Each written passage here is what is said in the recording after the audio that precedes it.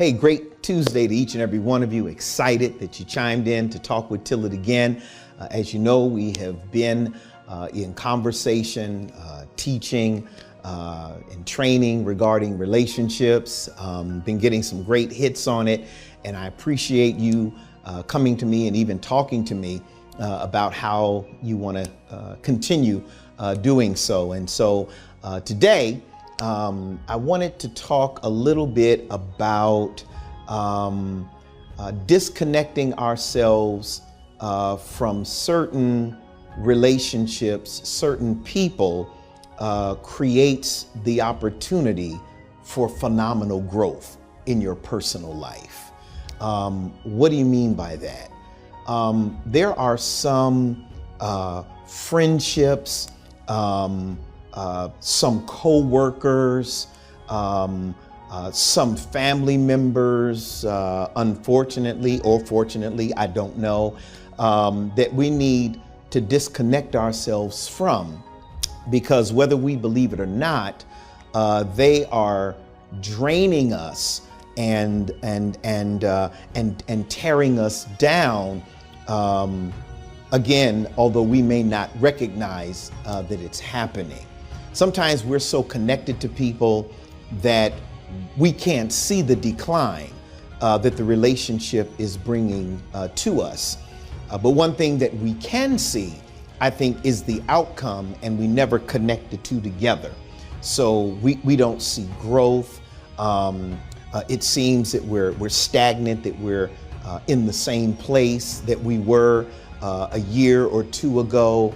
We're uncomfortable in the space that we're in, not satisfied, we're not happy, and we never connected with the people that we probably need to remove ourselves from. So you might be asking the question, what do I need to do to disconnect myself from people? And in instances when I may not even know that I need to do that, or that this person that I'm connected to is really pulling me down.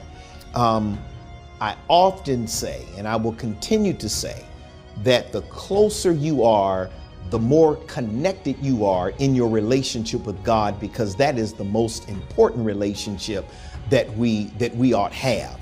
Our relationship with God, our scripture reading and Bible study, our personal time that we spend with God and reading our Bible and studying, and the time that we go before God in prayer and meditate, opens up a window or an avenue or an opportunity for God to minister to us, to give us the information that we need to help remove us from those spaces.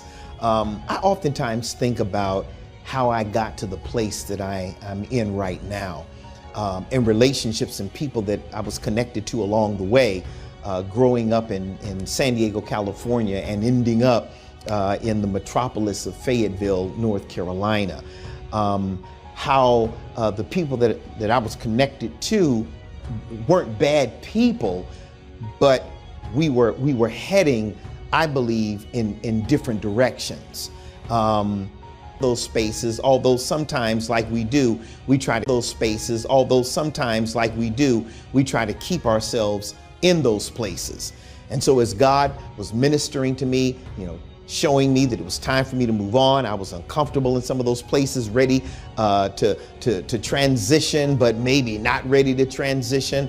I think the more that God revealed to me that I needed to do it, the stronger I became, and started to move away. Also, I would say, here's another one. I think that there were some people that disconnected themselves from me, and I was trying to find out, did I do something? Did I say something?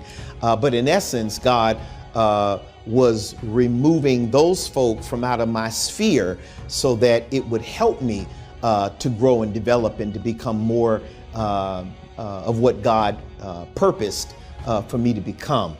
And so I believe that that all of this has to do with God creating opportunities for tremendous growth and development in our lives. And until we make those those disconnections, or we disconnect with those people. And sometimes places and things will never experience everything that God has for us. And so as you are growing in grace, as you are developing and trying to become everything that God has called you to be, know that God will sometimes call you to remove yourself from some people, places, and situations to help you to maximize what He has placed inside of you.